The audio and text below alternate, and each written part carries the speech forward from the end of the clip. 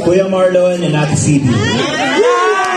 Together, they proudly present their sports attire inspired by Aikido, a modern Japanese martial arts that embodies harmony, discipline, and inner peace. More than just sports, Aikido teaches balance, the art of redirecting energy with wisdom rather than aggression. Rooted in tradition and expressed through styles such as Iwamuryu, Iwama Shinshin Aikishuren, and Shodakan, Aikido represents unity of mind, body, and spirit. Just like Aikido, Marlon and Phoebe stands a symbol of grace under pressure, strength guided by faith, and life's purpose and purpose. They are not only wearing sports, they are representing a philosophy that true power is found in victories. Katotohanan yan!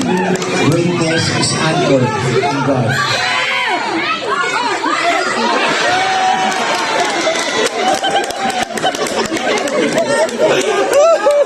Go Kuya! Go Kuya! Ladies and gentlemen, brothers and sisters, Powerhouse 6.